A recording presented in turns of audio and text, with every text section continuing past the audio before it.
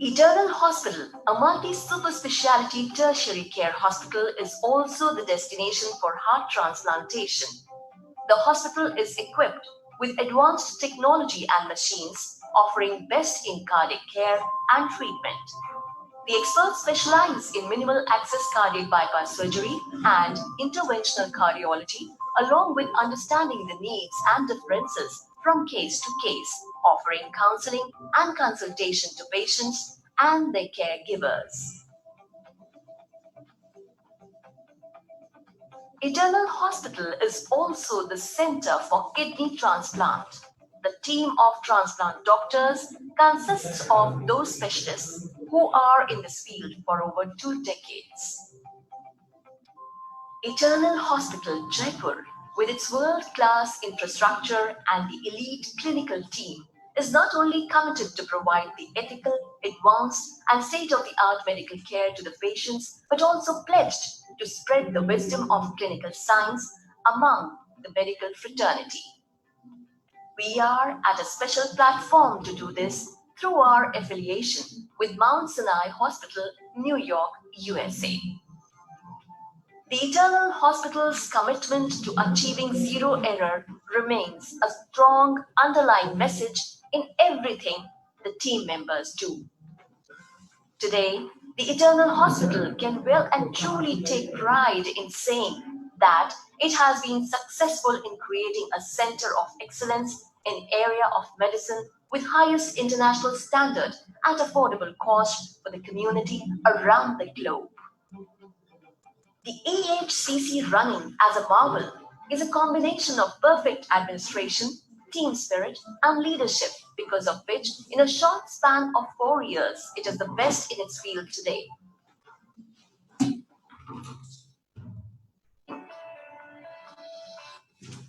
But from the experience of one goes in not with fear, but with a hope of returning cured and rejuvenated, and to look at a means of making one's life better, not just from the treatment and care, but from the experience of it.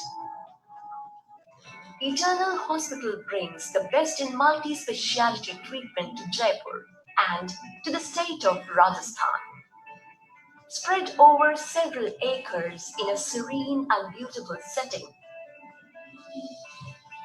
the hospital, with a capacity of 250 beds, boasts state of the art technology focusing on cardiology, cardiac surgery, critical care, endocrinology, diabetes, gynecology, nephrology, neurology, neurosurgery, orthopedic, joint replacement, pediatric, spine surgery, urology, Nasansi IVF and Birthing Center, Eternal Sports Clinic and Physiotherapy, Structural Heart Valve Clinic, expansion in services like weight loss management, liver transplant, trauma care, plastic surgery. In continuance of its promise to support heart attack patients in the golden hour, Eternal Hospital started the Rahat program, which was inaugurated by the Chief Minister Srimati Basundhara Raje. Rajasthan Heart Attack Treatment Program, or Rahat, has a fully equipped ambulance with doctors and medical staff who can reach out to patients anywhere when contacted and ship them to the nearest center where best care can be provided. Acute respiratory failure has been the most common cause of influenza A H1N1 deaths. In Eternal Hospital, our doctors have used the extracorporeal membrane oxygenator ECMO to revive the damaged lungs of an infected swine flu patient successfully. The Eternal Hospital is also the first in the state to successfully implant leadless pacemaker. Eternal Hospital, a multi-super specialty tertiary care hospital, is also the destination for heart transplantation. The hospital is equipped with advanced technology and machines, offering best in cardiac care and treatment. The experts specialize in minimal access cardiac bypass surgery and interventional cardiology, along with understanding the needs and differences from case to case, offering counseling and consultation to patients and their caregivers. Eternal Hospital is also the center for kidney transplant. The team of transplant doctors consists of those specialists who are in this field for over 2 decades. Eternal Hospital, Jaipur, with its world-class infrastructure and the elite clinical team, is not only committed to provide the ethical, advanced, and state-of-the-art medical care to the patients, but also pledged to spread the wisdom of clinical science among the medical fraternity. We are at a special platform to do this through our affiliation with Mount Sinai Hospital, New York, USA. The Eternal Hospital's commitment to achieving. Good afternoon, everyone. I'm Nitesh Tiwari on the behalf of Eternal Hospital. I welcome all the participants who have spared their precious time for this video conference. As you know, Eternal Hospital is a multi-super specialty, only JCI accredited hospital in Rajasthan. JCI stands for the Joint Commission International, and it is the highest international benchmark available worldwide in healthcare. In this COVID-19 pandemic, we are also giving online video consultation. As of now, through video consultations, more than 2,000 patients have been connected to their favorite doctors from the comfort of their home. In some situation, if patients needs to visit hospital or if doctors are asking patients to visit hospital, then our infection control measures provide a safe environment for clinical care, eternal care, safe care. जैसा मैंने बताया, JCI विश्व स्तरीय बेहतरीन सुविधाओं के लिए गुणवत्ता का मानक है और जेसीआई से इटर्नल हॉस्पिटल राजस्थान का एकमात्र हॉस्पिटल है जिसको मान्यता मिली हुई है। जैसा आप सबको पता है, आज कोरोना महामारी से हर कोई प्रभावित है और इस बीमारी ने अन्य जरूरी स्वास्थ्य सेवाओं को भी बहुत प्रभावित किया है। जिन्हें दूसरी बीमारियां हैं, वे अपनी समस्याओं को भूलकर सिर्फ इस बीमारी के बचाव पर ध्यान लगाए हुए हैं। वायरस से बचाव का ध्यान रखना अच्छी बात है, लेकिन आपकी दूसरी बीमारियों के प्रति सजग रहना भी बहुत जरूरी है। इसी कड़ी में हमारे साथ में आज रिनाउंड डॉक्टर्स जुड़े हैं और जिस फाउंडेशन के साथ में हम लोगों ने आज का प्रोग्राम कंडक्ट किया है उसका नाम है नवयुग थिंक इंडिया फाउंडेशन। वहां से मैं स्पेशल थैंक्स बोलना चाहूंगा डॉक्टर मयंक तिवारी जी को, जिन्होंने आज का वेबिनार ऑर्गेनाइज करवाने में काफी योगदान किया। साथ में मिस्टर लोकेश शर्मा और mister Dinkar Saraswat ji from Navyug think India foundation team. साथ में हमारे साथ में सपोर्टिंग पार्टनर है Disha foundation, Das groups institution, लोक कल्याण भूमिका समिति, समीक्षा एनजीओ, समर्पित समाज सेवा संस्थान, पारस फाउंडेशन, सक्षम संस्थान एंड साथी फाउंडेशन। आज की इस वेबिनार में हमारे साथ में जो दो रिनाउंड डॉक्टर्स जुड़े हैं, पहले मैं इंट्रोड्यूस करना चाहूंगा doctor A K. Sharma. Doctor A K. Sharma director nephrology and renal transplant है इटर्नल हॉस्पिटल में। Dr. A.K. Sharma is a father of renal transplant in Rajasthan. Why I am saying so? Because he was the first one to conduct renal transplant surgery in Rajasthan with limited resource and facility. जी हाँ, he has more than 700 successful renal transplant in his name. He has more than 3 decades of experience in the field of nephrology, and he has worked with leading hospitals across country. He has a special interest in the treatment of renal transplant in hepatitis B positive donor, recipient and post-transplant antiviral therapy, chronic renal failure due to lifestyle, hemodynamic effect of pan masala consumption. Dr. A.K. Sharma has multiple publications in national and international journals and participated in large number of national and international conferences across the globe. So he's very senior doctor. We are fortunate that Dr. Sharma is with us. Now our next speaker is Dr. Ravi Gupta, sir. He is head of the department, director, urology and renal transplant in Eternal Hospital. He is master in laparoscopy and laser in urology. He did MBBS, MS General Surgery from SMS Medical College, Jaipur, MRCS from Edinburgh, Royal College of Surgeons, UK, DNB Urology from Sir Gangaram Hospital, New Delhi. He is a member of National Academy of Medical Sciences and fellow in laparoscopy in uro-oncology from UK. Dr. Ravi Gupta, after finishing his study and training from SMS Medical College, Jaipur, and Sir Gangaram Hospital, New Delhi, has worked as a consultant at various private government hospitals. Dr. Gupta has performed more than 14,000 successful operations, including endourology, laparoscopic urology, laser prostatectomies, uro-oncology, urethroplasty, reconstructive surgery, and laparoscopic renal transplant operation. Exposure and hands-on training in advanced technique in the field of urology, like KTP and holmium laser treatment for BPH and stone.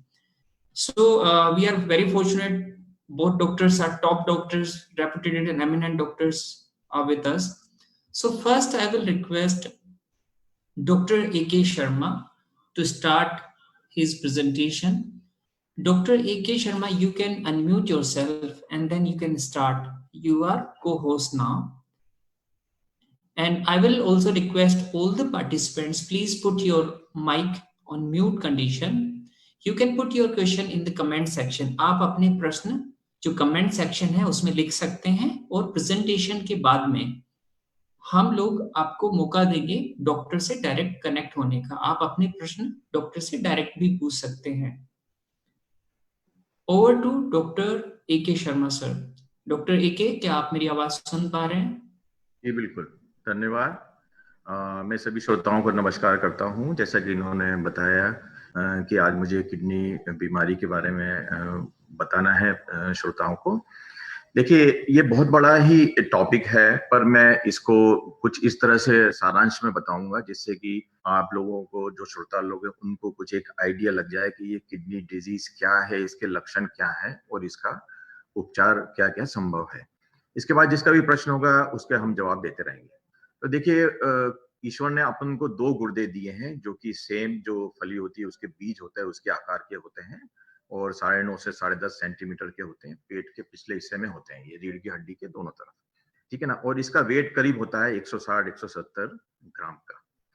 देखिए, अब मुख्य function जो गुर्दे के हैं वो ये है कि शरीर की क्रियाओं से जो भी वेस्ट प्रोडक्ट्स बनते हैं, टॉक्सिक सब्सटेंसेस, उनको शरीर से निकालने का काम गुर्दे का है, ठीक है. उसके अलावा शरीर में पानी के बैलेंस को बनाना भी एक मुख्य काम है. जैसा कि आप लोगों ने सभी ने महसूस किया होगा कि अपन जब ठंड में ज्यादा पानी पीते हैं तो अपने को यूरिन के लिए बार बार जाना पड़ता है, लेकिन गर्मी में अपने को ऐसा नहीं होता है, क्योंकि शरीर में गर्मी के समय में शरीर में से पानी का लॉस होता है पसीने और श्वास के रास्ते, इसलिए शरीर को पानी की जरूरत अधिक पड़ती है. इसलिए पेशाब गर्मी में कम होता है. ठंड में ऐसा नहीं होता है, इसलिए ज्यादा पानी की जरूरत नहीं पड़ती, इसलिए पेशाब अपन को अधिक होता है. शरीर में हड्डियों को मजबूत रखना, कैल्शियम मेटाबॉलिज्म जो है वो भी इसका एक काम होता है. विटामिन डी के मेटाबॉलिज्म में किडनी का बड़ा इंपॉर्टेंट रोल होता है. जो किडनी के बीमार होते हैं उनको विटामिन डी की डेफिशिएंसी हो जाती है, उनकी हड्डियां कमजोर हो जाती हैं. एक मुख्य काम अपने शरीर में खून बनाने का जो है काम, वो भी गुर्दे का होता है. जैसे कि जो गुर्दे की बीमारी होती है उनके मरीजों को खून की कमी हो जाती है, जिसको बोलते हैं एनीमिया. खून बनाने का काम शरीर में एक हार्मोन करता है इरिथ्रोपोएटिन नाम का, जो कि गुर्दे में ही बनता है. जो गुर्दे खराब हो जाते हैं, डैमेज हो जाते हैं, तो चूंकि इसकी मात्रा कम होती है तो खून में खून की कमी आ जाती है. तो ये भी एक गुर्दे का लक्षण होता है. तो ये एक गुर्दे का ये भी काम है. इसके अलावा शरीर में एसिड के बेस के बैलेंस को बनाना भी इसका बहुत एक इम्पोर्टेंट कार्य होता है. ये तो रही बात गुर्दे के कार्यों की। अब अपन बात करते हैं कि गुर्दे जो खराब होते हैं उसके इनिशियल लक्षण, जो शुरुआत के लक्षण हैं, वो क्या होते हैं। देखिए, ये अलग अलग मरीजों में अलग अलग तरह के लक्षण पाए जाते हैं। जो अधिकतर देखने में आया है कि शरीर में खून की कमी होने से एक पेलोर, यानी कि शरीर में फीकापन सा एक आने लगता है, जो कि कई बार मरीज के जो घर वाले हैं या मरीज स्वयं को ये पता भी नहीं चलता है कि उसको खून की कमी हो रही है। हम लोग जब देखते हैं तो हमको लग जाता है कि खून की कमी है, पर घर वाले चूंकि रोज ही देख रहे हैं इसलिए उनको इतना आभास नहीं हो पाता है। दूसरा लक्षण होता है भूख की कमी होना। जैसे पेशेंट कभी 4 रोटी खाता है तो फिर 3 खाने लगता है, फिर ढाई या 3, ऐसा इस प्रकार से एक लक्षण ये भी होता है। एक लक्षण होता है शरीर में कभी-कभी पैरों पे सूजन आ जाना। अब सूजन आना गुर्दे का लक्षण हर बीमारी में नहीं होता है। कई कई कारण जिसमें गुर्दे खराब होते हैं उसमें जरूरी नहीं कि सूजन आए, और अधिकतर बीमारी में सूजन भी आती है। तो एक सूजन भी, एक अगर सूजन आ रही है इसका मतलब है गुर्दे की संभावना है, तो जांच तो जरूरी हो ही जाती है। इसके अलावा सांस का फूलना, थोड़ा चलने पे सांस फूलना अथवा सीढ़ियों पे चढ़ने पे सांस फूलना, या और अधिक बीमारी बढ़ जाती है गुर्दे की तो लेटने पर भी सांस फूलता है, मरीज सो भी नहीं पाता है। ये तो लक्षण है ही। इसके अलावा ब्लड प्रेशर बढ़ जाता है। तो ये तो है मुख्य इसकी वजह। कमजोरी आती है, आदमी का मन नहीं लगता है काम करने का, ये सारे लक्षण गुर्दे की बीमारी में पाए जाते हैं। ये शुरुआत में अगर किसी व्यक्ति को ऐसा हो तो चौकन्ने हो जाना चाहिए, उसे जरूर चिकित्सक से अपनी जांच कराना चाहिए। अब अगर अपन बात करें कि गुर्दे खराब होने के कारण क्या है, तो करीब 40 से 60% जो गुर्दे खराब होते हैं जो मरीजों के, उसमें ये पाया गया है कि ब्लड प्रेशर और ब्लड शुगर ये मुख्य कारण होते हैं। अब जैसे आप लोग सब पढ़ते भी हैं, देखा भी होगा कि अपने देश में डायबिटीज की जो है पेशेंट की संख्या वो बढ़ती ही जा रही है। आंकड़ों के हिसाब से तो कुछ साल बाद तो एक वर्ल्ड में सबसे अधिक पेशेंट अपने ही पाए जाएंगे। तो ये डायबिटीज एक बहुत मुख्य कारण हो गया है गुर्दे फेलियर का। अगर अपन बात करें आज से 25 साल पहले की, तो गुर्दे खराब होने का मुख्य कारण डायबिटीज नहीं हुआ करता था, दूसरा या तीसरे नंबर पर हुआ करता था, लेकिन अब मुख्य कारण हो गया है। तो मैं ये बता रहा था कि लगभग 40 से 60% जो गुर्दे खराब होते हैं उनके खराब होने की वजह अनकंट्रोल्ड डायबिटीज है अथवा अनकंट्रोल्ड ब्लड प्रेशर है। इसके अलावा और गुर्दे खराब होने के जो कारण है उसमें से इसमें होता है एक तो स्टोन की प्रॉब्लम, जो कि डॉक्टर रवि गुप्ता बाद में बताएंगे। अगर किसी व्यक्ति को, किसी पेशेंट को गुर्दे में या गुर्दे की ट्यूब में या कहीं पे भी गुर्दे के सिस्टम में अगर पथरी है और उसका उचित समय रहते अगर इलाज नहीं होता है तो ऑब्स्ट्रक्शन से, बैक प्रेशर से गुर्दे धीरे धीरे खराब हो जाते हैं। इसी प्रकार से एक कारण गुर्दे में इन्फेक्शन होना भी है। कई बार मरीजों को गुर्दे में, पेशाब में इन्फेक्शन रहता है और वो टालम टोली करते रहते हैं, इलाज कराए नहीं कराए, प्रॉपर जांच नहीं कराए, तो वो भी एक वजह है। इसके अलावा इम्यूनोलॉजिक और कारण होते हैं जो कि जिनको बोलते हैं हम क्रोनिक ग्लोमेरुलोनेफ्राइटिस, जिसमें कि शरीर में गुर्दे के जो वर्किंग जो यूनिट्स हैं उसके अगेंस्ट में एंटीबॉडीज बन जाते हैं, जिसको हम बोलते हैं ग्लोमेरुलोनेफ्राइटिस। तो ये एक वजह है। दूसरा एक ये भी पाया गया है कि जो दर्द की दवाइयाँ अक्सर मरीज या पेशेंट या जनरल पब्लिक खाते रहते हैं, जरा भी सिर दुखा तो मालूम चला कि ये गोली खा ली दर्द की, वो गोली खा ली, ये भी एक इम्पोर्टेंट वजह है। तो मेरी सलाह ये है कि आप कृपया, अगर सिर दुख रहा है या कहीं शरीर में दर्द है जिसके लिए आप गुर्दे की ये दर्द की दवा खा रहे हैं, तो ऐसा उचित नहीं है। गुर्दे की दवाइयाँ, ये दर्द की दवाइयाँ गुर्दे पे असर करती हैं और समय रहते अगर चेत गए तो सही है, नहीं तो कई साल बाद गुर्दे खराब हो जाते हैं। ये भी एक कॉमन कारण है। तो ये तो यूजुअली मैंने बताया कि ये अधिकतर जो पाए जाते हैं कारण वो गुर्दे खराब होने के ये है। अब अपन बात करें कि गुर्दे खराब होने के कितने प्रकार होते हैं। देखिए, गुर्दे खराब होने की 2 कैटेगरी होती हैं। एक तो एक्यूट रीनल फेलियर, जो कि कुछ दिनों में या हफ्तों में जो गुर्दे खराब हो जाते हैं उसको बोलते हैं एक्यूट रीनल फेलियर या एक्यूट किडनी इंजरी। और एक जो कई महीनों या सालों में होता है उसको बोलते हैं क्रोनिक किडनी डिजीज या क्रोनिक रीनल फेलियर। अब जो एक्यूट किडनी इंजरी है या एक्यूट रीनल फेलियर, वो अधिकतर होता है जैसे शरीर में पानी की कमी हो जाए, डिहाइड्रेशन हो जाए, उल्टी दस्त हो जाए किसी को, ब्लड प्रेशर कम हो जाए, उससे हो जाता है। या प्रेगनेंसी के दौरान अगर किसी महिला का ब्लड प्रेशर कम हो जाए, ब्लीडिंग अधिक हो जाए, या प्रेगनेंसी का कुछ कॉम्प्लिकेशन हो जाए, उससे अधिकतर ये किडनी फेलियर के कारण ही पाए जाते हैं, और इसमें एक्यूट रीनल शटडाउन होता है जिसको बोलते हैं हम लोग एक्यूट किडनी इंजरी। ये अधिकतर ठीक होने का रहता है, इसकी पूरी पूरी संभावना रहती है, तो इसका उचित इलाज तो कराना ही चाहिए। और जो एक्यूट रीनल फेलियर है, जैसे कि मलेरिया है, जब अपने प्रदेश में अभी कुछ साल पहले मलेरिया बहुत अधिक हो गया था, तब काफी मरीज लोगों को एक्यूट रीनल फेलियर मलेरिया से होता था। एक और भी वजह है, जैसे एक्सीडेंट में अगर ब्लीडिंग हो जाए कभी किसी को बहुत, और ब्लड प्रेशर कम हो जाए, तो वो भी एक वजह होती है। बाकी तो हार्ट की बीमारी किसी को हो या लिवर की बीमारी हो, तो उसमें भी कई प्रकार से किडनी के फेलियर हो जाते हैं। तो ये तो रहा एक्यूट किडनी फेलियर की बात। अब दूसरे किडनी का खराब होने का जो मैंने बताया था, जिसके कारण मैं अभी बता रहा था, डायबिटीज और ब्लड प्रेशर, इसको अपन बोलते हैं क्रॉनिक किडनी डिजीज या क्रॉनिक रीनल फेलियर। ये परिभाषा के हिसाब से अगर किडनी फेलियर बॉडी में 3 महीने से अधिक रहता है, तब उसकी परिभाषा में वो क्रॉनिक किडनी फेलियर में आ जाता है। क्रॉनिक किडनी फेलियर ठीक नहीं होता है, इसका तो अपने को इसके कई स्टेजेस होती हैं, तो उस स्टेज के हिसाब से इसका ट्रीटमेंट होता है, और आखिरी में पेशेंट को या तो डायलिसिस की आवश्यकता हो जाती है या गुर्दा बदलना पड़ता है। अगर मेरी सलाह यह है कि अगर किसी व्यक्ति को ब्लड प्रेशर है, ब्लड शुगर है, तो वो डॉक्टरी सलाह जरूर ले।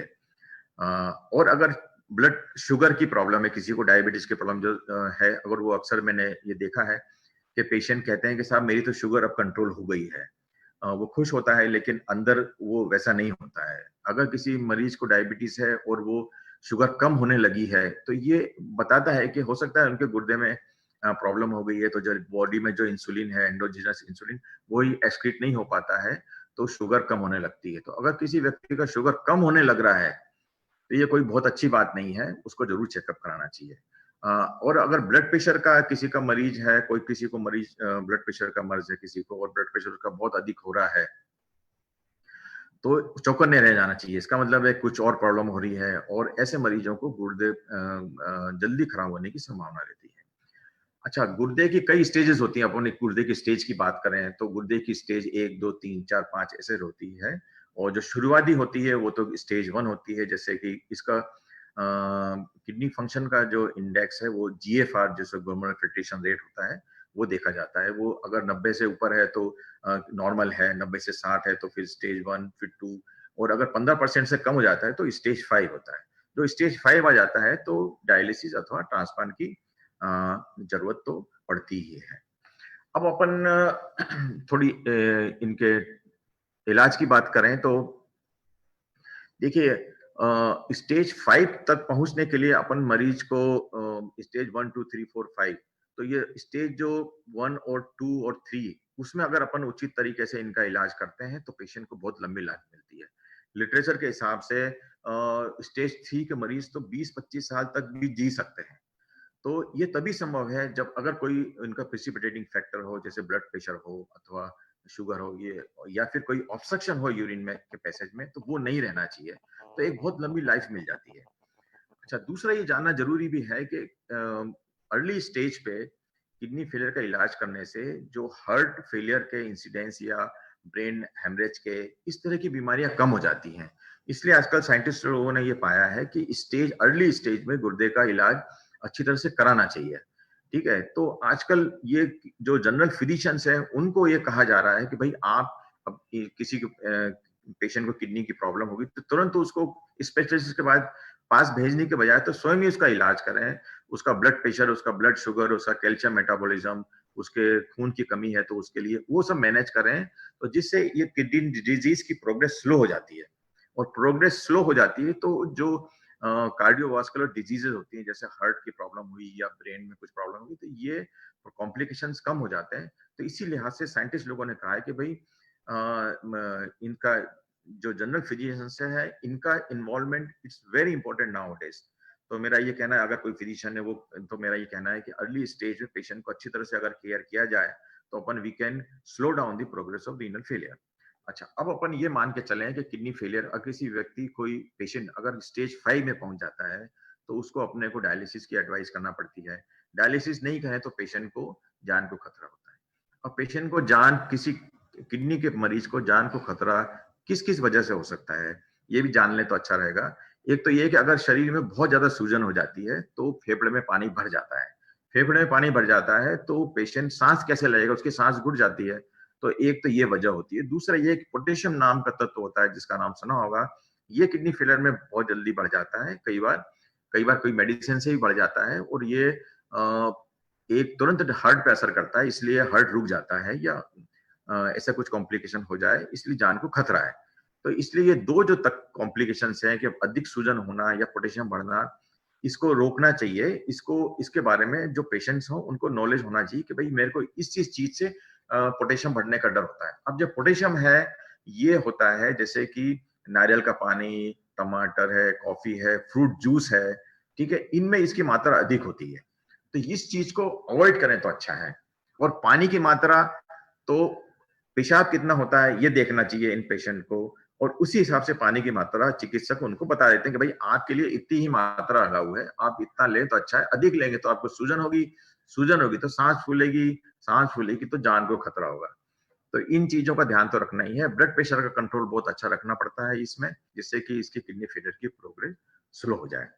लेकिन अगर ब्लड में एसिड्स बढ़ जाए या स्वेलिंग हो जाए या पेशेंट को सिम्टम्स होने लगे, जैसे उल्टी वगैरह होने लगे, ठीक है, भूख बिल्कुल ही बंद हो जाए, ठीक है, या ब्रेन पे असर होने लगे, तो ये इंडिकेशंस हैं कि इनकी डायलिसिस करी जाए।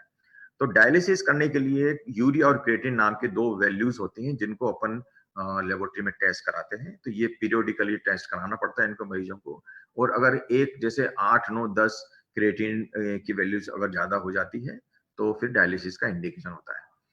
डायलिसिस की अगर अपन बात करें तो डायलिसिस दो प्रकार से करी जाती है। एक तो डायलिसिस होती है मशीन से, जिसको बोलते हैं हीमोडायलिसिस, जो कि हॉस्पिटल में होती है। और एक होती है सीएपीडी, जो कि डायलिसिस घर में ही हो जाती है। अब जो मशीन की डायलिसिस होती है वो ब्लड की डायलिसिस भी बोलते हैं आम जनता उसको। उसके लिए हॉस्पिटल में आना पड़ता है 2 या 3 बार हफ्ते में। और जो सीएपीडी बोलते हैं, जो chronic continuous ambulatory peritoneal dialysis बोलते हैं, उसको पेट के थ्रू करी जाती है, जो कि घर में भी करना संभव है। तो कुछ कुछ पेशेंट को हीमोडायलिसिस करना पड़ता है, किसी पेशेंट को जिसका इंडिकेशन होता है उसमें हम सीएपीडी भी करते हैं। तो ये दो प्रकार की डायलिसिस होती है। अब ये प्रश्न आता है कि भाई इनसे कितनी जिंदगी मिल जाती है। तो मैं आपको बता दूं कि एक मेरा स्वयं का पेशेंट है जो कि मेरे पास 19 साल से डायलिसिस पे है। तो इतनी लंबी लाइफ तो मिल ही सकती है। वो पेशेंट बिल्कुल रेगुलर डायलिसिस कराता है, जैसा बताते हैं उसको कोई भी कॉम्प्लिकेशन होती है, कोई भी कॉम्प्लिकेशन होता है तो वो मेरे पास आता है। तो उसको हम उचित रूप से उसके हिसाब से हम इसको इलाज समझाते रहते हैं। तो एक अगर किसी पेशेंट को डायलिसिस की जरूरत पड़ जाए तो इसका मतलब नहीं है कि अपने रास्ते में कोई पहाड़ आ गया है या this is end of the story, ऐसा नहीं है। We can have very good quality and long life. Many of our patients are doing jobs, some are government servant, कुछ कहीं काम करते हैं, तो वो डायलिसिस नियमित करा लेते हैं और अपना काम करते रहते हैं। तो इनसे डायलिसिस से एक लंबी जिंदगी और एक नॉर्मल जिंदगी मिलती है, ये मेरा कहना है। जहां तक अभी गुर्दे के इलाज के लिए स्टेज 5 पे, जैसे एक तो मैंने बताया कि डायलिसिस है, दूसरा होता है कि ट्रांसप्लांटेशन। तो गुर्दा प्रत्यारोपण के लिए अपने को ये देखना पड़ता है कि भाई पेशेंट को कुछ ऐसा प्रॉब्लम तो नहीं है जिससे कि गुर्दा प्रत्यारोपण में दिक्कत आए। जैसे उसका एनाटॉमिकल, उसका जो गुर्दे का सिस्टम है वो नॉर्मल है। तो गुर्दे प्रत्यारोपण में एक अपने को गुर्दा देने वाला होना चाहिए। अगर परिवार वाला सदस्य किडनी देता है तो नतीजे बहुत अच्छे होते हैं। हमारे खुद के ट्रांसप्लांट के जो है 29 साल पुराने भी मरीज हैं, तो इससे बहुत लंबी एक नॉर्मल लाइफ रहती है। एक्चुअल कहने को तो transplant is the definitive therapy of kidney failure. तो पुख्ता इलाज तो यही है। ट्रांसप्लांट के बाद नॉर्मल लाइफ हो जाती है। पेशेंट लोग अगर अनमेरिड हैं तो शादी हो जाती है, बच्चे भी हो सकते हैं, तो एक नॉर्मल लाइफ वो जी लेते हैं। अब सवाल आता है कि डोनर अगर किसी के परिवार में, जो कि एक क्वेश्चन काफी लोग पूछते हैं कि हमारे परिवार में सदस्य नहीं है कोई, तो हम क्या करें। तो उसके लिए यहाँ पे एक Rajasthan network of organ sharing संस्था सरकार ने बना रखी है, उसमें उनका रजिस्ट्रेशन करा जाता है। और जो ब्रेन डेड डोनर्स हैं उनको इस संस्था के थ्रू उनको किडनी के लिए इनके उपलब्ध हो सकती है किडनी, जिनका रजिस्ट्रेशन कराना पड़ता है। अच्छा, अब अपन बात करें कि किडनी, एक शब्द आ रहा है आजकल लेटेस्ट की, व्हाट इज आर्टिफिशियल किडनी। एक आर्टिफिशियल किडनी भी आजकल बनने में आ रही है, जो कि still it's in experimental stage. उसमें क्या करते हैं कि कंप्यूटर चिप में किडनी के सेल्स को ग्रो करके लेबोरेटरी में उसको इम्प्रेग्नेट करते हैं और उसको बॉडी में उसको फिक्स करते हैं, जिससे कि वो कुछ किडनी के काम वो कर देता है। Not all the function of kidney, but few functions of kidney can be perform, but still it is still in a very experimental phase. तो ये जब मार्केट में आएगा तभी अपन इसका उपयोग कर पाएंगे। मैं समझता हूँ कि मैं इस समय में जो कुछ बता सका हूँ, लेकिन अगर कोई आपके प्रश्न होंगे तो मैं definitely I will be happy to answer. Thank you. Thank you doctor A K for your nice presentation. आपने सारी चीजें बड़े विस्तार से बताई है। किडनी खराब क्यों हो सकती है, किडनी खराब ना हो उसके लिए क्या करें, अगर खराब हो गई है तो उसके कौन कौन से स्टेजेस होते हैं, और हर स्टेज में अलग ट्रीटमेंट होता है और सारे ट्रीटमेंट के ऑप्शंस मौजूद हैं। सो पहला तो हमको ऑफ कोर्स यही सोचना चाहिए कि किडनी खराब ना हो। अगर खराब हो भी गई है तो उसके लिए ट्रीटमेंट मौजूद है। और जैसा मैंने शुरू में भी बोला कि देखिए ये कोरोना पेंडेमिक चल रहा है, इसमें अगर आपको कोई दूसरी बीमारी है, अगर उस पर ध्यान नहीं दिया, वायरस हो सकता है हर आदमी के शरीर में आए, लेकिन जिसकी इम्यूनिटी कम है, जिसको दूसरी बीमारी है, अगर उसने उस बीमारी का ट्रीटमेंट नहीं लिया, डॉक्टर के संपर्क में नहीं है, तो कोविड भी उन पेशेंटों को बहुत नुकसान पहुंचाता है। अब इसी कड़ी में हमारे साथ में जो जुड़े हैं डॉक्टर रवि गुप्ता सर हैं, जिनको मैंने इंट्रोड्यूस किया। तो डॉक्टर रवि गुप्ता सर से मैं रिक्वेस्ट करूंगा कि आप सर थोड़ा किडनी के बारे में जानकारी दें। जैसा मैंने बताया इनिशियली कि डॉक्टर रवि गुप्ता सर जो हैं वो डायरेक्टर हैं यूरोलॉजी और रीनल ट्रांसप्लांट सर्जरी में, और जिनको महारत हासिल है लेप्रोस्कोपी एंड लेजर सर्जरी में, यूरोलॉजी में। तो ओवर टू डॉक्टर रवि। नमस्कार। Thanks Ritesh for the nice comments. और मैं आप सबों को का वेलकम करना चाहूंगा इटर्नल हॉस्पिटल की तरफ से। और डॉक्टर शर्मा ने बहुत ही खूबसूरती से संक्षेप में, जो थोड़ा विस्तृत भी आपको लगा होगा, लेकिन इतना विस्तृत विषय को उन्होंने जिस परिप्रेक्ष्य में और जितना सरलता से और सहजता से आप लोगों के सामने बताया, तो मैं समझता हूँ बहुत बड़ी बात है। रही बात यूरोलॉजी की, तो मैं कोशिश करूंगा कि आप लोगों से बहुत ही संक्षेप में और बहुत ही सरलता से अपना पक्ष रखूं। मैं हाईलाइट करना चाहूंगा यूरोलॉजी फील्ड के लिए। यूरोलॉजी फील्ड एक गुर्दे का ही सर्जिकल एस्पेक्ट है, जिसमें हम लोग गुर्दे से रिलेटेड कोई भी अगर सर्जिकल इंटरवेंशन करना हो, जिसकी वजह से हमारे शरीर के अंदर गुर्दे खराब हो रहे हों या यूरिन करने में कोई भी हमें कठिनाई हो, हम उसको दुरुस्त बनाते हैं। हमारा जो यूरोलॉजी एस्पेक्ट है, उसके अंदर गुर्दा प्रत्यारोपण से लेकर यूरिनरी पैसेज की सफाई से लेकर स्टोन के रिमूवल, बहुत लंबा स्पेक्ट्रम है। उसके पहले मैं आपको मेरी कोशिश है कि मैं आपको एक आंतरिक संरचना के बारे में थोड़ा सा अवगत कराऊं। आप अगर, मैंने चित्र मंगाया था, आप अगर इस चित्र को देख सकें, ईश्वर ने हमें जो गुर्दे दिए होते हैं, जैसे शर्मा साहब ने बताया, दाईं तरफ दायां गुर्दा है और बाईं तरफ बायां गुर्दा। इस गुर्दे से जो नली है, इसको हम लोग यूरेटर कहते हैं। दोनों गुर्दों से यूरेटर नीचे निकलकर पेशाब की थैली में आता है। This is called urinary bladder या पेशाब की थैली। और उसके बाद ये जो नॉर्मल यूरिनरी पैसेज है, ये तो चूंकि फीमेल का पैसेज है। अगर हम मेल की पैसेज की बात करें तो ये मेल का, पुरुषों का मेल का यूरिनरी पैसेज है, जिसमें ये पेशाब की थैली है। इसके मुंह पे ये प्रोस्टेट की गांठ होती है, जिसको हम लोग हिंदी में गदूद की गांठ कहते हैं, या अंग्रेजी में इसको हम प्रोस्टेट ग्लैंड का कहते हैं। और ये हमारा यूरिनरी पैसेज है, इसको हम लोग यूरिथ्रा बोलते हैं। तो इस पैसेज में चाहे वो यूरिथ्रा हो, में कोई रुकावट हो, जिसको हम लोग स्ट्रिक्चर कहते हैं, इस प्रोस्टेट के बढ़ने को, जिसको हम लोग बीपीएच कहते हैं, पेशाब की थैली में कोई रुकावट, पेशाब की थैली में कोई गांठ हो जिसमें हम लोग कोई ट्यूमर्स वगैरह, कोई स्टोन हो, या फिर इस पूरे पैसेज के अंदर यूरेटर में कोई स्टोन फंसा हो, कोई ट्यूमर हो, या फिर किडनी में कोई स्टोन फंसा हो, या किडनी में कोई ट्यूमर हो, या कुछ जन्मजात विकृति होती है जिसमें किडनी का मुंह बंद होना, यूरेटर का लोअर पार्ट का ब्लॉक होना, यूरिन का ऊपर रिफ्लक्स होना, और बहुत सारी चीजें हैं। तो इन सब चीजों के निदान के लिए जो आज हम बात करते हैं, रीसेंट एडवांसेस, जो मेरा मेन टॉपिक है, तो मैं आपको ये बताना चाहूंगा कि आज की डेट में हम लोग शायद ही, बहुत ही रेयरली कोई ओपन सर्जरी करते हैं।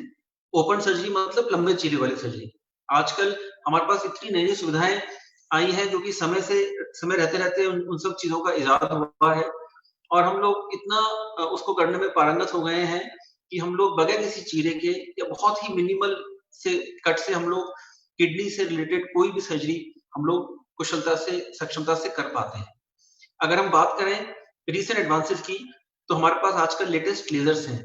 लेजर्स का एवोल्यूशन पिछले 10 साल से चल रहा है, राधे मैं बोलूंगा 15-20 साल से लेजर्स का एवोल्यूशन चल रहा है, जिसमें केटीपी लेजर, थूलियम लेजर, बट जो स्टैंडर्ड ऑफ चॉइस है उसको हम लोग होल्मियम लेजर कहते हैं।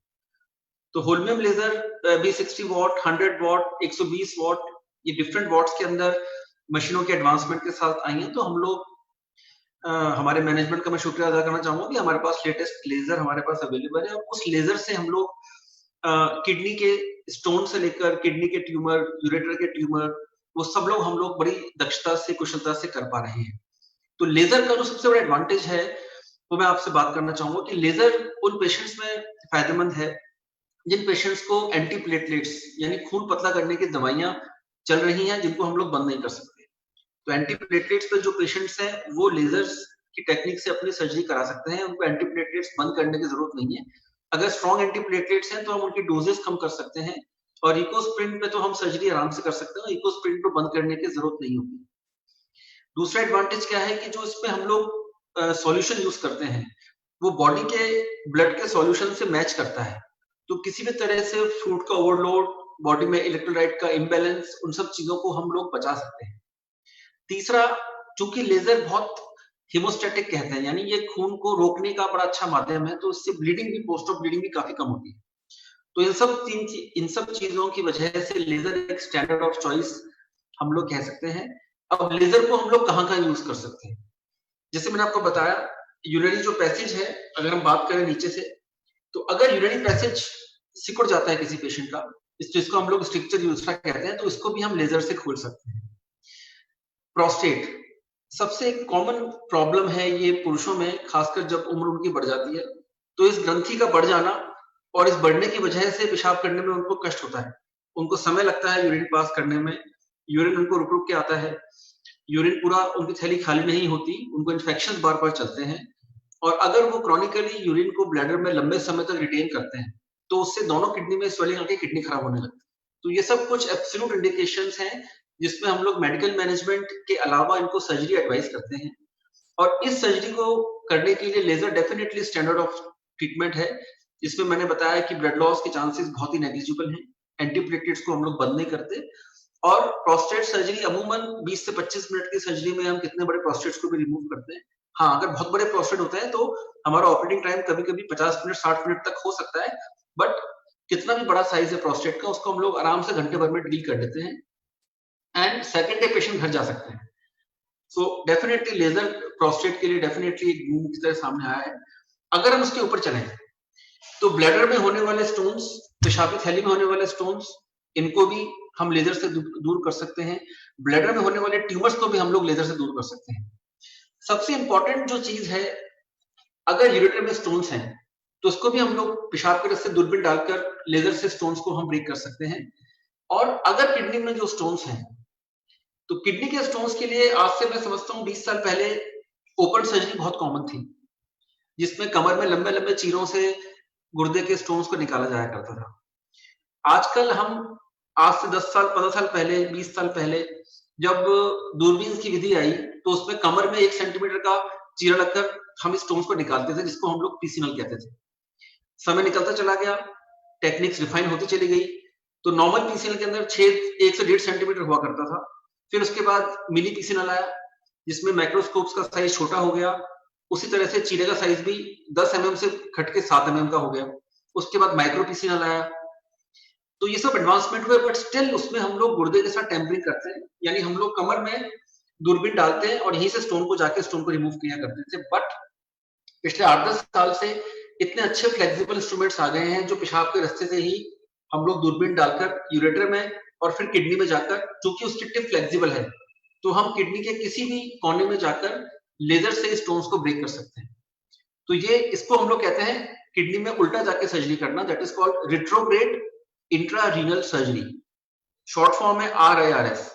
सो एक ऐसा बूम है जिसमें पेशेंट्स को किडनी के साथ हमें को टेम्परिंग करने की जरूरत नहीं है। हम लोग नीचे से ही किडनी तक जाकर फ्लेक्सिबल यूरोट्रोस्कोप से हम किडनी के स्टोन्स को लेजर से पल्वराइज कर सकते हैं। क्योंकि 2 सेंटीमीटर तक के स्टोन के लिए up to 2 centimetre I think it's a very good modality जिसमें हम लोग किडनी इंटरवेंशन नहीं करते। और 2 सेंटीमीटर से अगर स्टोन कितना भी बड़ा हो, चाहे पूरी किडनी भरी हो, आई थिंक उसको हम लोग बहुत कंफर्टेबली दूरबीन की विधि से कमर में 1 सेंटीमीटर का कट लगाकर किडनी के स्टोन को साफ कर सकते हैं। तो ये लेजर का यूरोलॉजिकल आर्मामेंटेरियम के अंदर एक पार्टिसिपेशन है जो बहुत इंपॉर्टेंट है। दूसरा, अगर हम बात करते हैं लेप्रोस्कोपी की, लेप्रोस्कोपी एक दूसरा इसका सिनेरियो है यूरोलॉजिकल प्रैक्टिस का, जिसने बहुत ज्यादा पेशेंट्स की अर्ली रिकवरी में, उनका शॉर्ट हॉस्पिटलाइजेशन स्टे में, चीरे में, उन सब चीजों के अंदर डेफिनेटली पेशेंट्स के लिए बहुत बेनिफिशियल रहा है।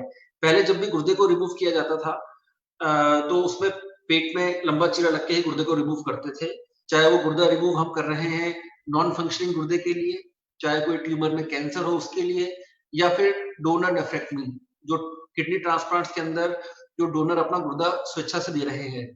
तो उन सब चीजों में गुर्दे को निकालने के लिए लंबा चीरा लगता था। लेकिन मैं समझता हूँ कि लेप्रोस्कोपी की वजह से लंबे चीरे की कतई जरूरत नहीं है। 2 या 3 छोटे-छोटे छेद जिसमें 1-1 सेंटीमीटर के या 5-5 mm के 2 या 3 कट की वजह से ही हम लोग आराम से गुर्दे को शरीर से बाहर निकाल सकते हैं।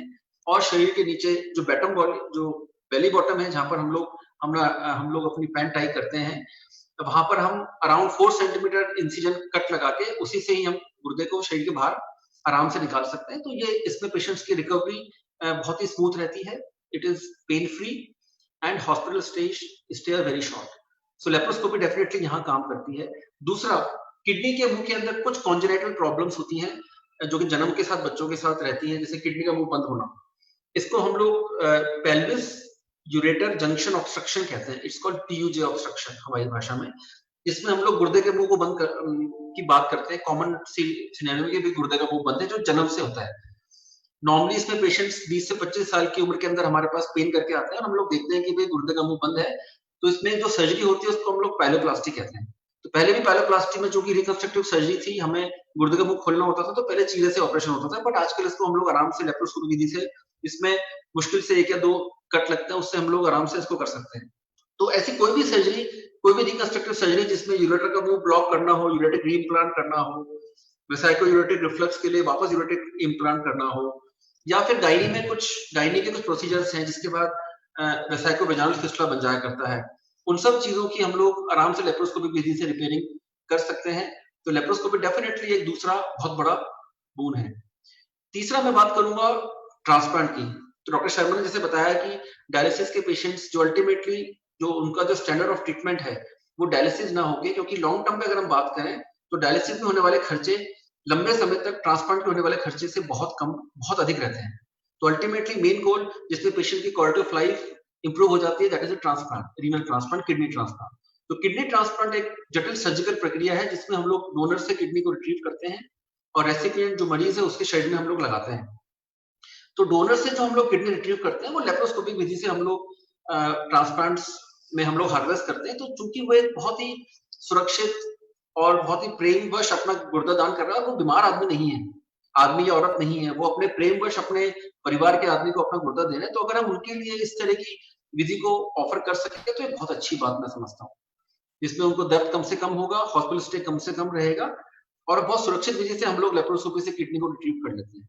दूसरा, रेसिपिएंट, जो रेसिपिएंट है, जो मरीज है, रेसिपिएंट के अंदर भी आजकल लोग लेप्रोस्कोपी विधि से उस किडनी को जोड़ने लगे हैं। नहीं तो लेप्रोस्कोपी जो हम रेसिपिएंट के अंदर जो हम पेट में चीरा लगा के गुर्दे को लगाते हैं तो उसमें भी चीरा कम लगता है और लेप्रोस्कोपी विधि से हम लोग किडनी को जोड़ने लगे हैं, जिसमें रेसिपिएंट में मरीज के अंदर भी कम से कम चीरा लगता है। ऑल्दो ये थोड़ा सा प्रैक्टिस की और इसमें लर्निंग कर्व ज्यादा है सर्जन के लिए, क्योंकि आपको लेप्रोस्कोपिक विधि से, रोबोटिक विधि से आपको किडनी के मुख्य वेसल्स के साथ जोड़ना है। बट मैं समझता हूँ कि अगले 10 साल में ये फील्ड बहुत डेवलप होगा और रेसिपिएंट्स को भी इससे बहुत फायदा मिलेगा। यूरोलॉजी में कुछ रिसेंट एडवांसेस हैं, कुछ मेडिकेशंस हैं जो डॉक्टर शर्मा ने आपको बताया। और रही बात कैडेवर ट्रांसप्लांट, थोड़ा सा मैं आपके लिए आप लोगों का ध्यान अवगत करना चाहूंगा, खींचना चाहूंगा। कैडेवर ट्रांसप्लांट, कैडेवर मतलब जो ब्रेन डेड पेशेंट है। कैडेवर एक ऐसा पेशेंट है जो कि रोड एक्सीडेंट का पेशेंट है या जिसकी वजह से भी दुर्भाग्यवश उसका ब्रेन डेड हो गया, तो उसके बॉडी के जो ऑर्गन्स हैं उसमें उनका हार्ट धड़कता रहता है। ब्रेन डेड हो गया है लेकिन जो हार्ट की एक्टिविटी है वो 2 से 3 दिन तक की धड़कता है। और अगर हमने वो 2 से 3 दिन की विंडो में, क्योंकि दिल धड़क रहा है तो बॉडी के सारे ऑर्गन्स को ब्लड का परफ्यूजन चल रहा है, तो सारे ऑर्गन्स जिंदा है, लेकिन वो एक ब्रेन डेड पेशेंट है, वो कभी उठेगा नहीं। ईसीजी में मॉनिटर में उसकी गतिविधि दिखेगी, लेकिन वो ब्रेन डेड पेशेंट है। 2 से 3 दिन बाद उसकी हार्ट की गतिविधि भी साइलेंट होनी ही है। तो जो हमारे पास 2 से 3 दिन की विंडो है, उस विंडो में अगर हम उनके बॉडी के ऑर्गन्स को रिट्रीव कर सकें, तो चूंकि हम लोग यूरोलॉजिस्ट हैं तो हम लोग गुर्दे की बात करेंगे, लेकिन एक पेशेंट से हम लोग 2 cornea, 1 heart, 2 lungs, 1 liver, 2 kidney, intestine and skin, इन सब चीजों के ट्रांसप्लांट्स के लिए एक ऑर्गन इतने लोगों को, एक पेशेंट इतने लोगों को जीवन दे सकता है। तो ये बहुत, हमें इसके बारे में बात करनी चाहिए, इसके बारे में अवेयरनेस करनी चाहिए।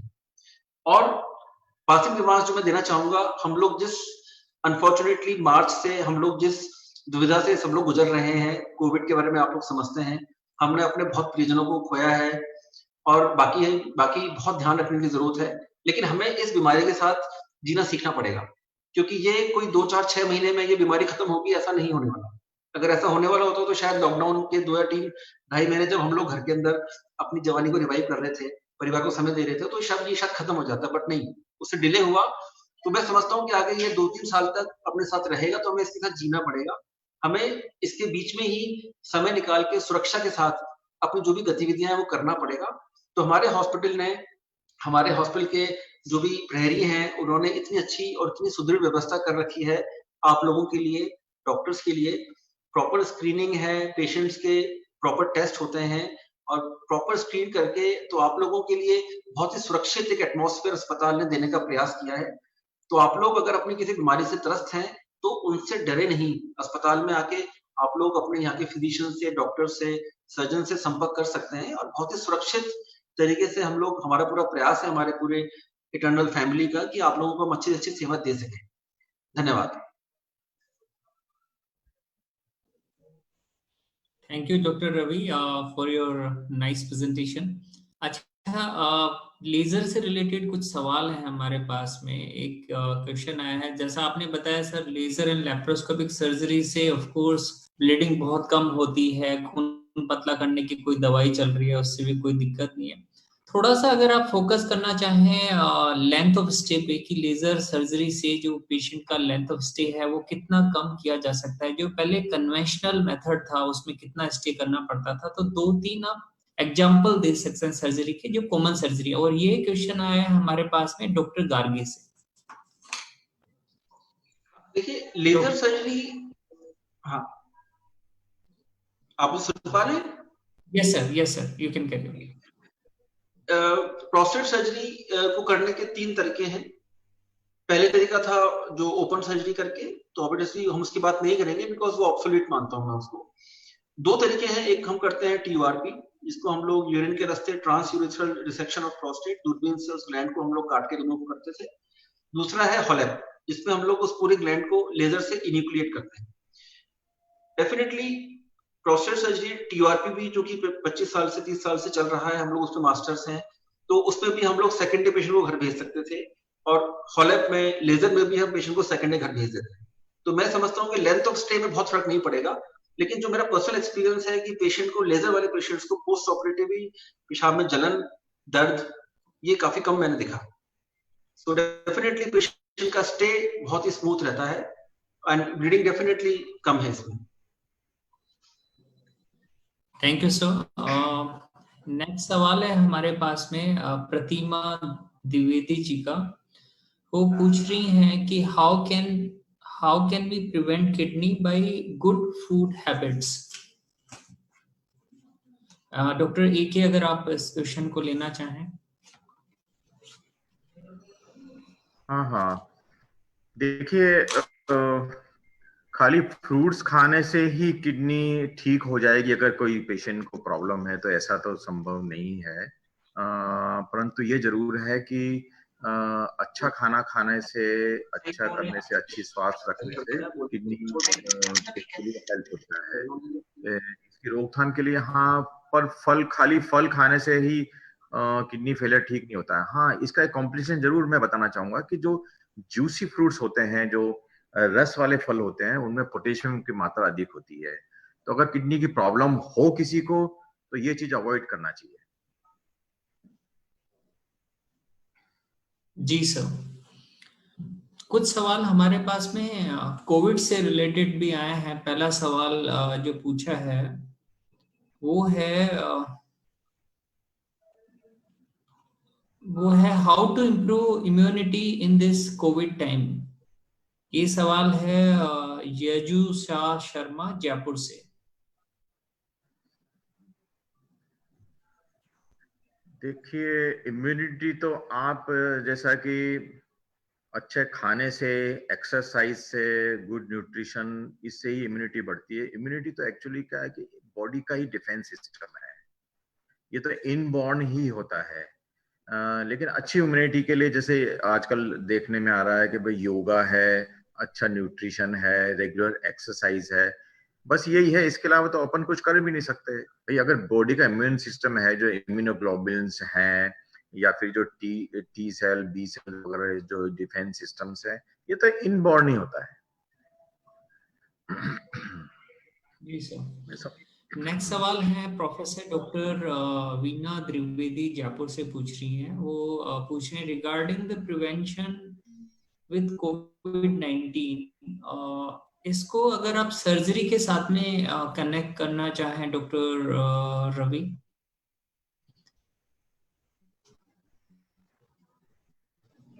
दोबारा सवाल पूछेंगे, क्या सवाल है? सवाल है रिगार्डिंग द प्रिवेंशन विद कोविड-19। वो तो सबको हमारे को पता है, लेकिन ऐसे पेशेंट्स जिनको जो सस्पेक्टेड, आप कैसे प्लान करते हैं, व्हाट इज योर प्रोसेस? और उनको कोविड ना हो हॉस्पिटल सेटअप में, अगर प्रिवेंशन की बात करें कोविड-19, तो हॉस्पिटल सेटअप में उनको इन्फेक्शन ना हो कोविड से, उसके लिए क्या मेजर्स आप लोग ले? ये मैं मानता हूँ कि बहुत अच्छा सवाल है, और इसके लिए हम लोगों ने एक हमारा प्रोटोकॉल है हॉस्पिटल का, जिसको हम लोग बहुत स्ट्रिक्टली फॉलो करते हैं। इस हमारे जो प्रोटोकॉल के अंदर अगर हम सारे पेशेंट्स को स्क्रीन करते हैं, और एडमिशन के बाद कोविड का टेस्ट हम सारे पेशेंट्स पे भेजते हैं। अगर पेशेंट्स का कोविड टेस्ट नेगेटिव आता है तो फिर हम उसका आगे फर्दर इलाज करते हैं। लेकिन अगर हमें लगता है कि किसी भी पेशेंट के अंदर सिम्टम्स हैं कोविड के, या हमारी फिजिशियंस की टीम में उनका देख के उनका सीटी स्कैन, अगर छाती का भी उनको करना पड़ता है तो वो करते हैं। और अगर उनको लगता है कि नहीं, पेशेंट को एक टेस्ट की और जरूरत है, बिकॉज हमें समझना पड़ेगा कि एक टेस्ट के बाद जो यील्ड है, रिपोर्ट पॉजिटिव आने की यील्ड है, वो 50% ही है। यानी 100 से अगर 100 लोग इस कोविड से ग्रसित हैं तो 50 लोग ही टेस्ट में पॉजिटिव आएंगे, बाकी 50 शायद इस टेस्ट में पॉजिटिव ना आए। तो हम लोग उस टेस्ट को पेशेंट्स में, जो अगर हमें लगता है कि रिपोर्ट एक नेगेटिव है लेकिन वो पेशेंट अभी भी स्ट्रांगली सस्पेक्ट, हमें लगता है कि नहीं इनको हो सकता है, तो हम 48 घंटे बाद दोबारा उनका टेस्ट रिपीट करते हैं, और वो टेस्ट नेगेटिव आने के बाद ही हमको सर्जिकल इंटरवेंशन के लिए उनको लेते हैं। तो जो कि हॉस्पिटल के अंदर एक प्रोटोकॉल है कि बगैर कोविड टेस्ट के पेशेंट्स एडमिट हम नहीं करते। डेफिनेटली जो पेशेंट ऑलरेडी एडमिट है, जो कोविड नेगेटिव पेशेंट है, उनमें ही आप हैं, उनके बीच में ही आप रह रहे हैं, तो आप लोग सुरक्षित हैं। तो हॉस्पिटल इस तरह से हम लोग इस चीज में कॉम्प्रोमाइज नहीं करते। और रही बात सर्जरी की, पेशेंट की रिपोर्ट आने के बावजूद भी हम लोग, हमारे हॉस्पिटल स्टाफ, हमारा ओटी और सर्जन खुद या मैं खुद, हम लोग बहुत प्रिकॉशंस लेते हैं ओटी में, चाहे वो मास्क पहनना हो, चाहे वो पीपी किट पहनना हो, और एक प्रोटोकॉल वाइज ही हम लोग पेशेंट्स के साथ हम लोग ट्रीट करते हैं, ताकि पेशेंट भी सुरक्षित रहे और हमारी सर्जिकल टीम भी पूरी सुरक्षित रहे। Thank you sir. Next question है मिस्टर सुधांशु शेखर, जो है जाजपुर उड़ीसा से ये हैं। उनका क्वेश्चन है holistic health development in the present context. तो इसको मैं डॉक्टर एके से पूछना चाहूँ। सो होलिस्टिक हेल्थ डेवलपमेंट की जब हम लोग बात करते हैं तो एक हेल्दी पीपल, उसके लिए अभी क्या करना है, और जिनको पहले से प्रॉब्लम है, जिनको किडनी की प्रॉब्लम है, उन ऐसे पेशेंट्स के लिए भी आप कुछ मैसेज देना चाहेंगे अगर कोविड पेंडेमिक के समय? देखिए, देखने में ये आया है अभी तक अपने देश में और बाहर भी, जहाँ भी इसका पेंडेमिक का जोर अधिक रहा, कि जो कोमोर्बिडिटीज हैं, जैसे कि किसी को अगर डायबिटीज अनकंट्रोल्ड हो, या कोई चेस्ट की प्रॉब्लम हो, या मैलिग्नेंसी हो जो कि इम्यून सिस्टम को सप्रेस कर रही हो, या फिर कुछ मेडिसिन हैं, कैंसर थेरेपी है, या फिर स्टेरॉइड्स है, या ये, तो इस तरह की प्रॉब्लम जो होती है, उन वाले मरीजों को ये पाया गया है कि मॉर्टेलिटी का इंसिडेंस ज्यादा है। तो अगर किसी पेशेंट को इस तरह की कोई प्रॉब्लम है, हो भी सकती है, होती है, तो उनको थोड़ा एक्स्ट्रा ध्यान रखना चाहिए। They should not go out of home for no reason. उनको प्रिकॉशन ज्यादा रहना चाहिए। और मैंने जैसे बताया है कि अब जो अपने हाथ में है वो तो यही कि अच्छा न्यूट्रिशन है, एक्सरसाइज है, योगा है, ये करते रहना चाहिए। तो मेरा मानना है कि अगर किसी को कोई ऐसी कंडीशन है जिसकी वजह से उसके इम्यून सिस्टम पे फर्क पड़ रहा है, तो उनको ज्यादा ध्यान रखना चाहिए।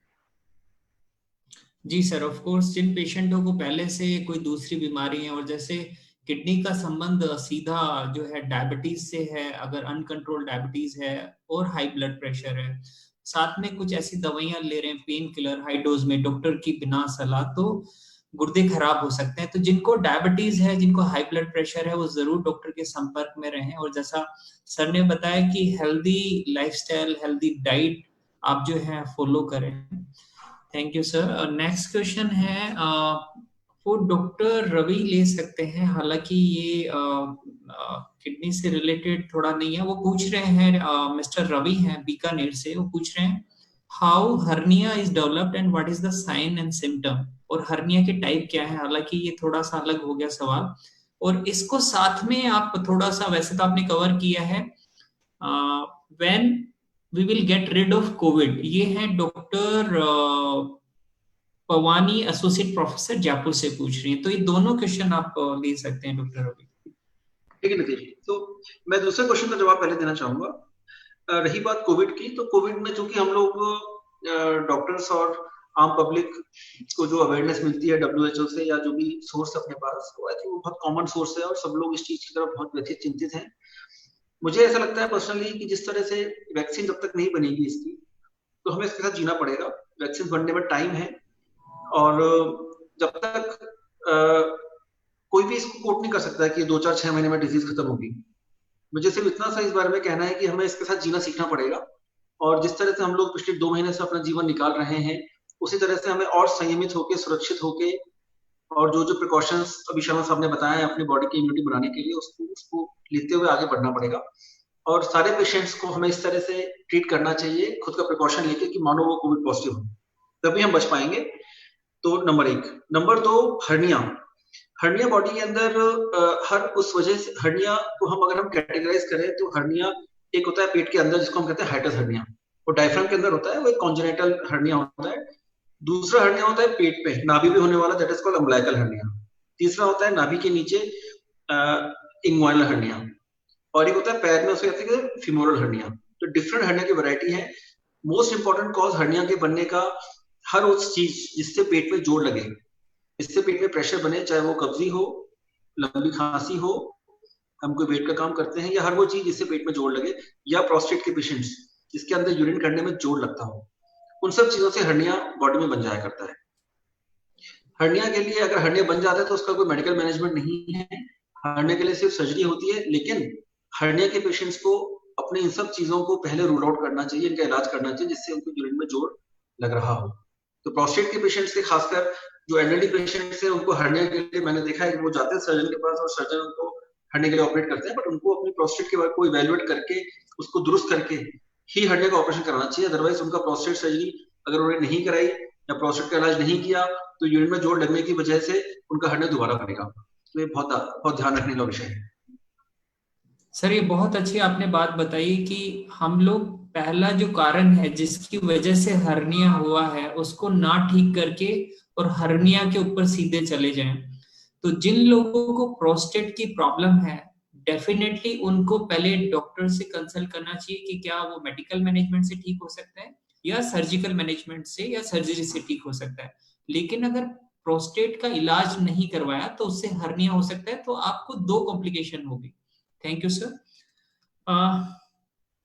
नेक्स्ट सवाल है डॉक्टर अनुभा शर्मा जयपुर से। वैसे तो इसको कवर कर लिया, लेकिन क्योंकि सवाल है मैं उनका नाम मैं बोल देता हूँ। How to ensure good health of kidney, what all precautions need to be taken in daily lifestyle. ये तो अगर डॉक्टर एक कुछ और आप इसमें ऐड करना चाहें। इस बारे में ये कहना चाहूंगा कि एक तो लिक्विड का इंटेक अच्छा रहना चाहिए, ये भी एक जरूरी है। लिक्विड अच्छा लें, जैसे पानी अधिक पिए अपन। पानी कोई भी तरल पदार्थ जब पीते हैं उसको अपन पानी पानी ही समझ के बात कर रहे हैं, तो कम से कम 2.5 से 3 लीटर पानी की मात्रा अगर पिए तो वो अच्छा होता है। इसके 2 फायदे होते हैं।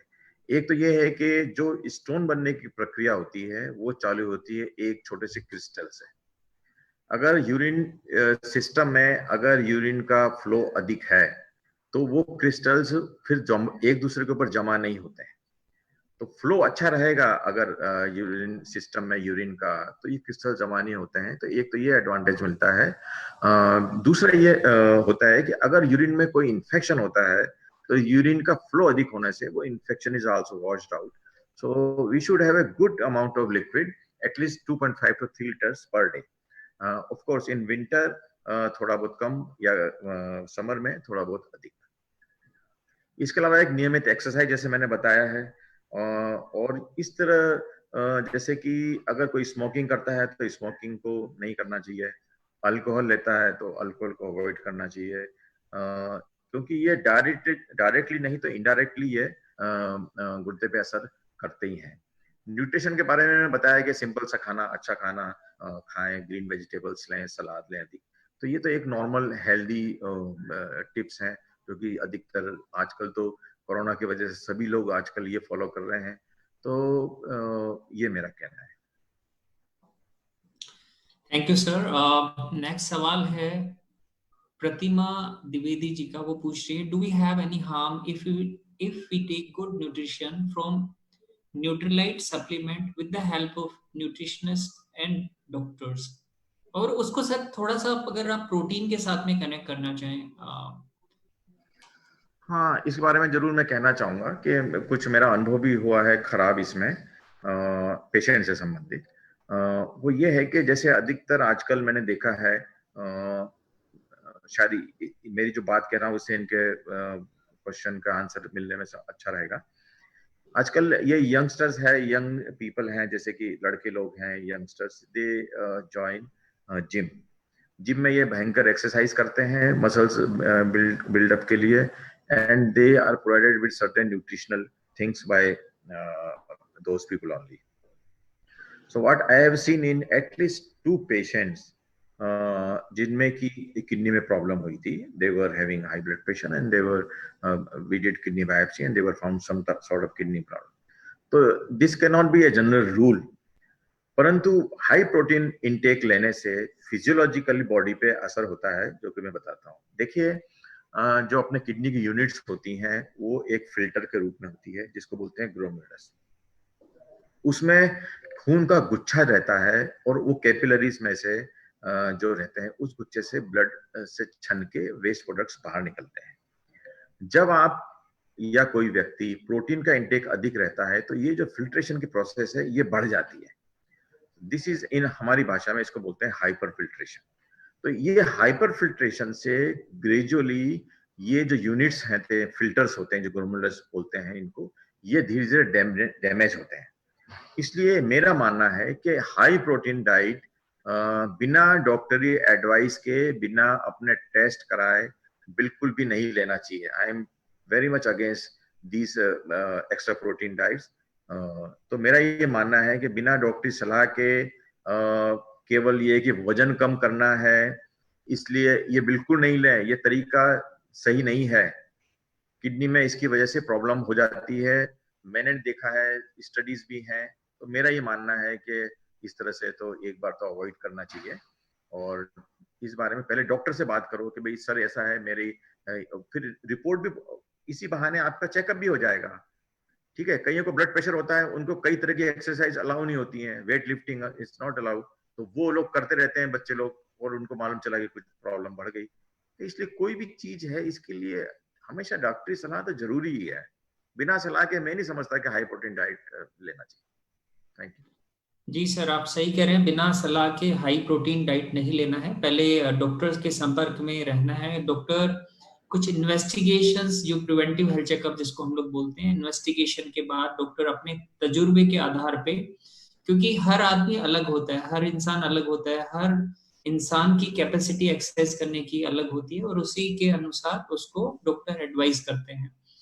और नेक्स्ट सवाल है मिस्टर राजा राम का। वो पूछ रहे हैं कि जो पेशेंट जिनको डायबिटीज है, उनको डॉक्टर से मिलने की फ्रीक्वेंसी क्या होनी चाहिए, और अगर साथ में ब्लड प्रेशर है, डायबिटीज है, तो फ्रीक्वेंसी क्या होनी चाहिए, कितने समय में डॉक्टर से फॉलो में रहना चाहिए उनको? देखिए, अगर पेशेंट स्वयं अपने घर में ब्लड प्रेशर नाप रहे हैं, शुगर भी नाप रहे हैं, जैसा कि उनके जो ट्रीटिंग डायबिटोलॉजिस्ट है या जो भी फिजिशियन है वो बता रहे हैं, तो आप फ्रीक्वेंसी थोड़ी सी कम बढ़ा भी सकते हैं, जैसे कि इतनी जल्दी मिलने की जरूरत ना भी पड़े। और लेकिन जहां तक किडनी का प्रश्न है, किडनी के फॉलोअप के केस में, जैसा कि मैंने बताया था जब मैं किडनी के बारे में बता रहा था, कि अगर आपको डायबिटीज और ब्लड प्रेशर, मेरा मतलब किसी व्यक्ति को है, और अगर डायबिटीज कम हो रही है, ब्लड प्रेशर कम हो रहा है या फिर बढ़ रहा है, जो कि आप घर पे नाप ही रहे हैं, तो आपको डॉक्टर के पास जाना चाहिए।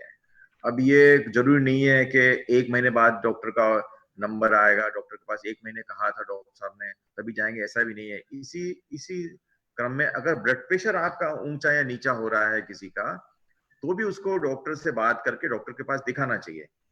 अब जैसे मैंने किडनी की स्टेजेस के बारे में बताया था कि 1 2 3 4 5, तो अगर स्टेजेस 3 और 2 में रहता है मरीज, तो हर 3 महीने में दिखाए तो कोई बात नहीं है। अगर स्टेज 5 में आ जाता है, 4 में आ जाता है, तो every month he should go to the doctor. तो अगर आप स्वयं ब्लड शुगर और ब्लड प्रेशर नाप रहे हैं, तो जरूरी नहीं है कि आपको हर 15 दिन में जाना है या फिर आपको 1 महीने में जाना है।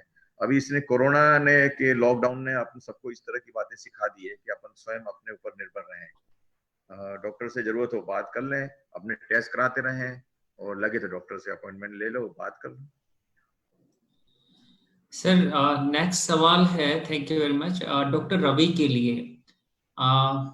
वो पूछ रहे हैं सर कि आप एक बड़े सर्जन हैं और आपने काफी सर्जरियां करी है, कई हजारों सर्जरियां करी है, और पेपर में हम लोगों ने देखा है कि आप फिजिकली बहुत फिट हैं, तो आप प्रोफेशनल लाइफ और पर्सनल लाइफ, स्पेशली आपकी जो हॉबीज की अगर बात करें, आप गुड एक क्रिकेटर हैं, इस पे थोड़ा सा अगर आप बताना चाहें कि इतना बिजी रहने के बाद में आप इतना अच्छे से दूसरी चीजें कैसे मैनेज करते हैं, अपनी हॉबीज को कैसे मैनेज करते हैं, और साथ में आप बहुत अच्छे प्लेयर हैं, उस पे कुछ आप बोलना चाहें? Thank you, Nitesh. Thank you, Nitesh, and I would like to thank the person who has addressed this to me. I think मैं बहुत एक्सरसाइज नहीं करता हूँ, मैं I'm a very lazy kind of guy. बहुत ज्यादा मैं एक्सरसाइज नहीं करता हूँ, मुझसे नहीं होती। हाँ, मैं बस एक खुश रहने का प्रयास करता हूँ, और मैं चीजों को बहुत लाइट लेता हूँ, जो मेरा जीवन को जीने का। बड़ों का आशीर्वाद सर पे बना रहे, छोटों से प्यार करो, मैंने ये सीखा है। और यही मेरे पास, ये मेरे जो एसेट्स है वो मेरे पास यही है। इसके अलावा तो कोई एसेट नहीं है। मे बी शायद अदरवाइज तो बहुत बड़ी बड़ी बातें हैं कि एक्सरसाइज करना चाहिए, डाइट ट्रीट। मैं जो मुझे पसंद है मैं वो खाता हूँ, मुझे जितना सोना होता है उतना मैं सोता हूँ। जब मैं सर्जरी करता हूँ तो I feel very happy, and that is my strength. और बहुत ज्यादा ऊंची आवाज में बात करना मुझे पसंद नहीं है, ना मुझे सुनना पसंद है। तो I think I have no more to say to this. जो मुझे पसंद है मैं वो काम करता हूँ, बगैर किसी का दिल दुखाए, ये मेरी कोशिश रहती है। So that's all, Nitesh. That is the reality जो मैं बता रहा हूँ। आपने जो है इसको टच किया, और क्योंकि दोनों डॉक्टर जो है बहुत सीनियर डॉक्टर्स हैं, और थोड़ा सा हम लोग AK सर से भी बात करें इस बारे में। सर, आपको 4 डिकेड से ज्यादा का अनुभव हो चुका है, और इस एज में भी आप इतने एक्टिव रहते हैं, इतने फिट रहते हैं। कोई मंत्र आप देना चाहेंगे सर? डॉक्टर रवि से थोड़ा सा मैं इस बात से इत्तेफाक थोड़ा सा कम रखता हूँ। ये हम दोनों कलीग हैं, रोज ही मिलते हैं, बैठते हैं। देखिए ऐसा है कि मैं थोड़ा इनसे थोड़ा सा अलग है इस मामले में कि मैं थोड़े से शुरू से थोड़ा स्पोर्ट्स एक्टिविटी में मैं रहा हूँ। मैं आपको ताज्जुब होगा, मैं रोज ही 2 घंटे गोल्फ खेलता हूँ। I am an early bird. मैं सुबह 5 बजे, पौने 5 बजे उठ जाता हूँ, और कोरोना की वजह से जरूर गोल्फ कम हो गया था, तो मेरे पास खुद के घर में ही मेरा थोड़ी सी एक्सरसाइज का सारा है, साइकिल है या जो भी है, एक्सरसाइज करता रहता हूँ मैं, पुशअप्स या जो भी कुछ है। पर हाँ, मैं थोड़ा सा करता ही रहता हूँ। आपका तो सुनकर ताज्जुब होगा कि मेरा करीब 30 साल से वजन उतना ही कांस्टेंट है। अब ये हो सकता है कि मुझे विरासत में मिला होगा, पर हाँ, मैं थोड़ी बहुत एक्सरसाइज करता हूँ। खाने में मेरा थोड़ा सा ठीक है, सिंपल सा ही वो है। और जहां तक काम करने का है, तो अब तो काम करते करते काम की आदत ही हो गई है। तो काम हमारा एक मतलब हम शौक से काम करते हैं, खूब अच्छा लगता है पेशेंट से बात करना, पेशेंट का इलाज करना। अब वो एक हॉबी हो गई है, मरीज देखने की, इलाज करने की। तो अब थोड़ा सा डिफरेंस मेरे ओपिनियन और सब दूसरे ओपिनियन में, दूसरों के ओपिनियन में हो सकता है। पर हाँ, ये जरूर है कि थोड़ी सी फिजिकल एक्टिविटी मेरी रेगुलर रहती है। सभी को मैं चाहूंगा, सभी को फिजिकली एक्टिव रहें। कोई स्पोर्ट्स एक बहुत अच्छा तरीका है आपको फिजिकल करने का। और मैं समझता हूँ कि अब चूंकि बात आपने करी है, तो मैं समझता हूँ कि घूमना, जो वॉकिंग है, अगर आप 2 दोस्त 4 दोस्त मिलके अगर वॉकिंग भी कर रहे हैं, बातें कर रहे हैं, आप कुछ पॉलिटिक्स की या किसी भी टॉपिक पे बात कर रहे हैं, तो this is a sort of meditation also. तो sports is not only a physical, or walking is not only physical. If you are in a group, of course, distancing and सबको रखते हुए, so it's a meditation also. It is good for mental health as well as for many diseases also. Thank you very much sir. आपने थोड़ा सा जानकारी दी आपकी personal lifestyle के बारे में, और आप दोनों से हम लोग बहुत मोटिवेटेड हैं कि आप इतना काम करने के बाद में आपने अपने फील्ड में इतनी महारत आपको हासिल है, उसके बावजूद आप अपनी फिजिकल फिटनेस को फोकस करते हैं। और इटर्नल हॉस्पिटल के माध्यम से मैं सब लोगों को ये मैसेज देना चाहूंगा कि ऑफ कोर्स अगर हम लोग फिजिकली फिट हैं तो ऐसा कोई काम दुनिया में नहीं है जो हम लोग नहीं कर सकते हैं। और कुछ कमेंट्स हमारे पास में आए हैं। डॉक्टर राघवेंद्र बोल रहे हैं very informative and information. Next है प्रतिमा जी बोल रहे हैं thanks a lot doctor. Lokesh Sharma ji बोल रहे हैं thanks for organizing, this is really a fruitful webinar. Thank you very much. हम सब लोगों को, हमको अच्छा लगा आपके ये कमेंट सुन के। अब मैं रिक्वेस्ट करूंगा मिस्टर दिनकर सारावत सर को, जो मैंने उनको को होस्ट बनाए हैं आज की इस वेबिनार के बारे में, आप कुछ बोले हैं और वोट ऑफ थैंक्स दें। Over to mister Dinkar sir. You can unmute yourself sir. नीचे लेफ्ट हैंड साइड में म्यूट अनम्यूट का एक बटन है, उसको आप क्लिक करेंगे तो आप अपने आप को अनम्यूट कर पाएंगे सर। Yes sir. सर अभी भी आपकी आवाज नहीं आ रही है हमारे को, या तो अगर आप हेलो अब आ रही है sir? Yes sir. Thank you Nitesh ji. On the behalf of Navyug Think India Foundation, I would like to thanks to entire Eternal Hospital team for conducting such an informative and interactive session. I would like to thanks, special thanks to speakers, Dr. A.K. Sharma ji, Dr. Ravi Gupta ji. साथ ही मैं साधुवाद दूंगा doctor A.K. Sharma साहब को। मैं personally जानता हूं उनकी मरीजों के प्रति अतुलनीय सेवाओं का जो भाव है। सर मैं आपको तहे दिल से नमन करता हूं, मेरा नमन आप स्वीकार करें। और रवि गुप्ता जी बहुत एनर्जेटिक और डायनामिक सोच के साथ मरीजों का ट्रीटमेंट करते हैं। I know him very well. Sir Gupta Ravi ji आपको भी मेरा नमन है बहुत बहुत। Sir A.K. शर्मा साहब मैं आपका बहुत वैसा हूँ, शुरू से मैंने आपका देखा है कि मरीजों के प्रति जो आपका भाव है, अमीर है, गरीब है, VIP है, कुछ नहीं, मतलब गॉड। आपने सर वो सोच रख करके मरीजों की सेवा की है सर, आप साधुवाद के पात्र हैं। Thank you sir. मेरा नमन आपको अवश्य रहेगा सर। साथ ही मैं मीटिंग टीम में नीलेश जी और देवेश जी को भी थैंक्स करूंगा, and entire team members, those who all have contributed in organizing in this event. Thank you so much. Jai Hind, Jai Bharat. Thank you very much sir, have a nice day. Eternal परिवार की तरफ से मैं एक बार सब लोगों को बहुत धन्यवाद देता हूं कि आज इस वेबिनार में आप जुड़े शुरू से अंत तक और आपने इस पूरी वेबिनार को ध्यान से सुना। Thank you very much, have a nice day.